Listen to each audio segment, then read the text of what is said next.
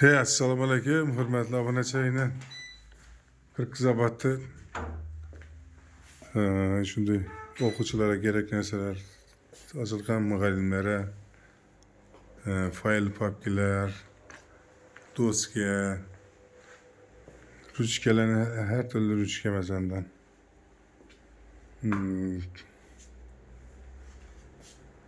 Toplarımız var ne dismanter beyan muallimler için. Acayip. Yaxşı. Neçə so'm bu topların? 32, 100 ming so'm, 200 ming so'mlik toplar var ekan. Ha, medallar.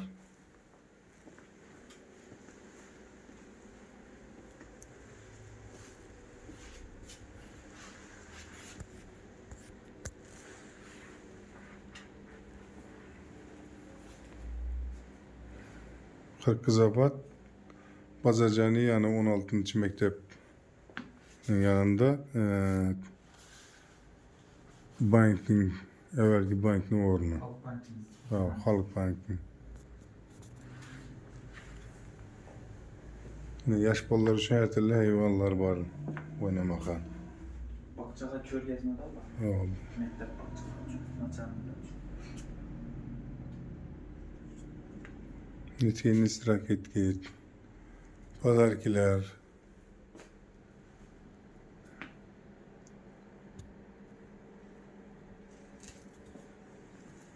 miyah yok. maşinlar,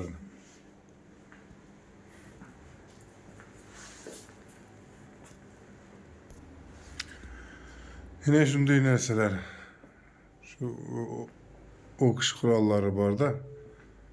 Kserigrafya ishlaydi bu yerda, pasport, shu nima desam, shu qog'oz bo'lsa chiqarib beraveradi. Maktab hujjatlarini Maktab, desatgan. printer, zapravkalar beradi. Printer nima deydi? Kartrej. Mana shunaqa, yosh bolalarimiz bu mishok borna. Acayip qo'rsaqlar, padarkalar bor ekan. Sviterliklar bor.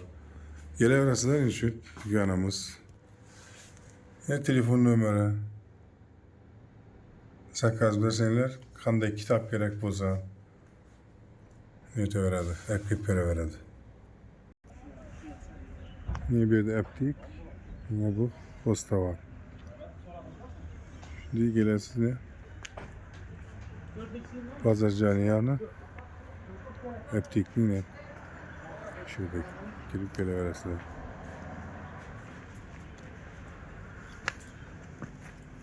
Ana shunaqa hurmatli obunachilar, hamma narsa bor. Endi men astan sekin tushunayotdim.